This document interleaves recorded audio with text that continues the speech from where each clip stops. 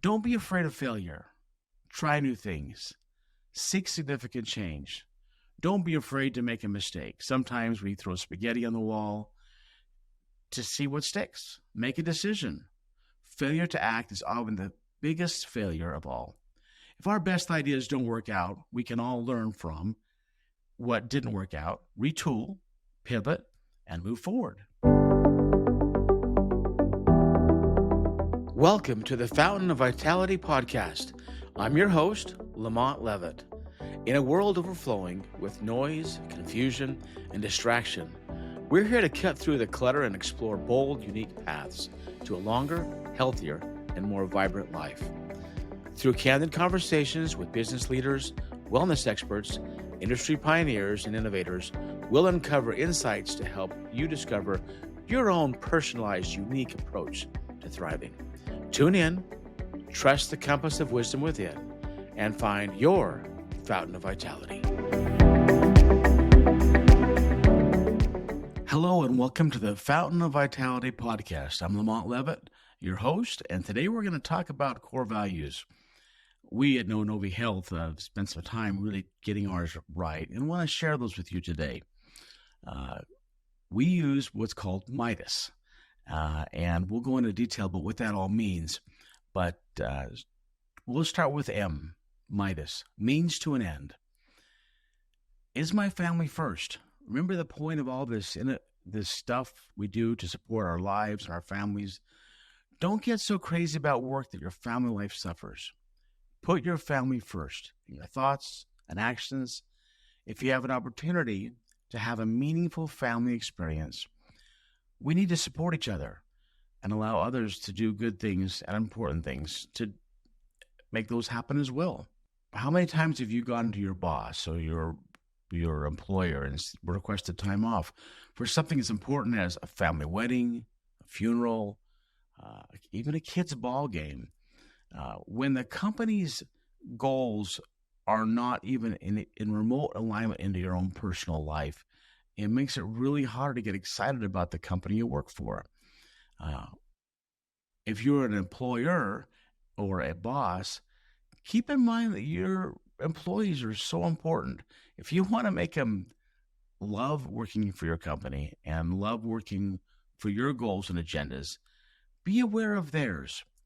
Too oftentimes, I think CEOs, executives, they forget what it was like when they first started out. Or earlier on in their career, where they weren't calling the shots. Have a heart. Remember that people have a heart too, and they want good things to happen. Don't get so caught up in your business that it becomes your identity, and it is not really who the company can become. If your employees are working so hard to make a difference for you, if you work hard for them so they can have a life, wow. Great things can happen. Your employees are less likely to have turnover challenges. They want to be there for it, but it feels like their company. So M, that's means to an end. Now we're going to talk innovative. I. How can I do the most important things more efficiently? Don't be afraid of failure. Try new things. Seek significant change. Don't be afraid to make a mistake. Sometimes we throw spaghetti on the wall to see what sticks. Make a decision. Failure to act is often the biggest failure of all. If our best ideas don't work out, we can all learn from what didn't work out, retool, pivot, and move forward. Always be thinking of ways to automate processes and tasks, as well as new ways to meet our customers and our internal needs. If you'll remember, in this time of life, automating processes seemed boring before. Now with new AI tools, so many cool things can happen. If all your employees can be 10, 20, 30% more efficient in how they do their job, your company can not only get those processes documented, they're going to have higher satisfaction because they'll automate the processes that they least like to do. And especially those mundane tasks that can be so time-consuming. D, dependable. Can my team and our customers depend on me? Do we follow through on what we say we're going to do? Are we available when others need us? Stay focused on the rocks. Those are your goals. Little things make big things happen. All of this being said, remember not to let the rocks get in the way of doing the right thing for our customers, coworkers, when those unexpected things come up. You've got to keep your customers happy. And that whole idea of being dependable, it's not being dependable to your tasks. It's more about being dependable to your customers first, and then your coworkers around you. And if your customers are happy and your coworkers are happy, your stockholders are going to be happy because the company will be growing and moving in the right direction. A, attitude. If your attitude's not right, or those around you's attitude's not right, it's really a cancer to an organization. You've got to be around people that are positive. I know all of you at some point have worked for somebody or worked with coworkers that don't have your best interest at heart. Maybe they're backstabbing or, to climb the corporate ladder, and you're just in the way. Those aren't the kind of people you want to be around.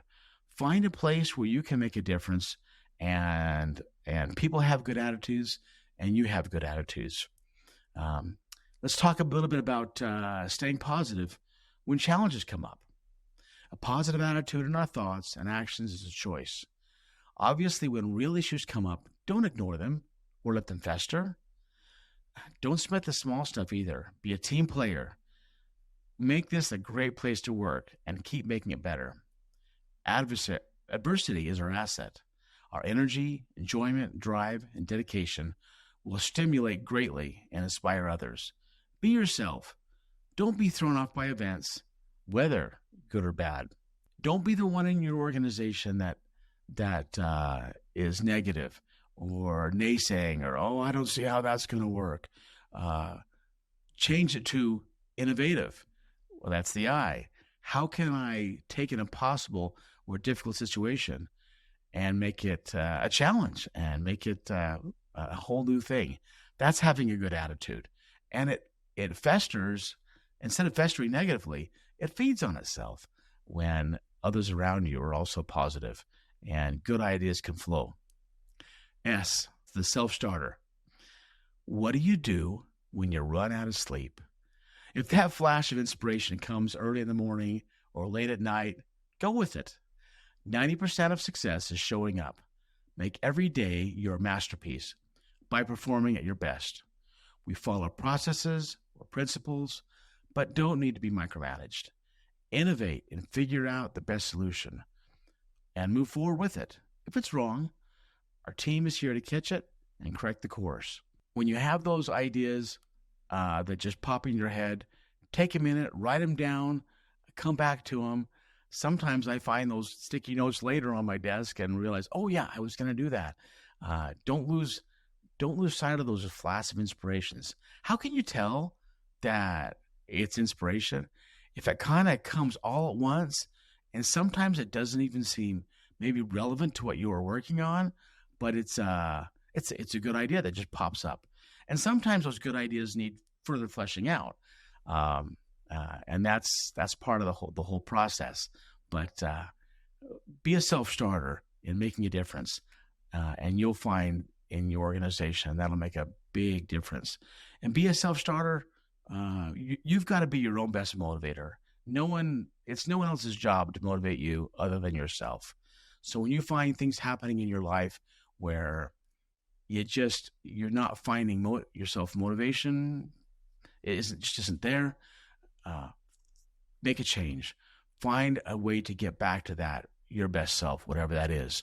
Whether that's adding health into your what you eat, your diet, working out, spending time with others, or projects that you care about. You've got to get yourself going and making a difference. So MIDAS, means to an end, innovative, dependable, attitude, and self-starter. I'm going to tell a couple stories about those different aspects and why they're so important. Let's talk means to an end. And I'll tie it into attitude a little bit too. So if you're an executive or you've got people reporting to you, sometimes someone's just off, they're not doing well, rather than being quick to fire or put them on a 30-day notice, put a little time into finding out why they're not clicking. If you've worked for them for a year or two and all of a sudden they seem off, there could be something that's happening in their personal life that's challenging because you've seen their attitude change. What is it? Is it a family member who's passed away? Oh, their dog or cat has died, or they've got a relationship challenge. Uh, those are the kind of things, as an administrator, you need to be sensitive to your people. If you can be there for them when they're having challenges, they'll remember that and they'll make a big difference. Uh, I've had things happen in my past when I was at a previous employer years ago, and at the time I had a daughter that had a health challenge that was very, very difficult, and my boss recognized it and he said, "Hey, take care of your family first. Everything else is going to work out here, and don't worry about it. These other two guys will take care of what you are doing. We'll get that taken care of, and you can take care of your daughter and your family."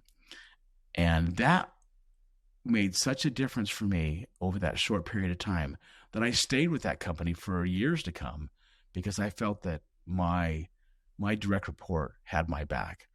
If you want to take care of your employees, have their back, especially when hard things come up. That's part of the means to an end too. You've got to be there for them to help them achieve their end. And some employees will talk about their problems. Some won't necessarily talk about them, but by their actions, you can tell they're off. The best managers and the best leaders recognize those challenges that their people are having and find ways to lift them up and be a support to them. So, means to an end. Don't forget to always put those things first. Don't be the corporate culture that is so nose to the grindstone that you're just churning through people, and people are leaving and they're not happy. And that bleeds over into if your employees aren't happy, your customers aren't happy, and you're going to find yourself flatlining. Also, with means to an end, let's switch over to innovative. A lot of times you can have great new ideas. If you have a tendency to have lots of new ideas, it's okay to put some of those good ideas on a shelf until you have the right time to introduce them into your company. The process of Kaizen, where you're constantly making improvements, really works well for a company. And recognize that you may have this new idea and maybe it doesn't fit the next quarter, but find where it does fit. Well, we should be able to fit that in. The right time for that is 6 months from now or 9 months from now, and get it on your schedule. And so it can circle back to it when you have your quarterly meetings. Being dependable is something that's so important. I'm going to add one more thing on dependability. If you are always there for your customers and your employer and the people around you, it just goes a long ways. Make that part of who you are, and say what you're going to do and do what you're going to say, and make it happen. And truly, don't be hypocritical. If you know you're not getting to something, apologize for not getting to it, but set expectations with your customers and the people around you. People are understanding if you tell them, this has happened, X, Y, and Z has happened. I haven't forgotten you, and this is important to me to take care of, and I expect it's going to happen at this time. You can't over communicate with your customers and the people around you. Err on the side of over communication, not under communication. We live in a world nowadays where so many businesses are built on not talking to people on the phone, hardly replying to emails, or if they do, it's randomly or days and days later. You can make a real big difference in this current culture by being there, being transparent, and being real. That's the best way to have a great company. And I still have a favorite saying I always like, which is, you don't go into business, you grow into business. That was what my grandpa had said years ago. It takes time and consistency to always be there and always showing up. And that's the kind of staying power the companies that are there longer than 2, 3, 4 years, if you want to be there for a decade or 2 decades, that's something you've got to remember by.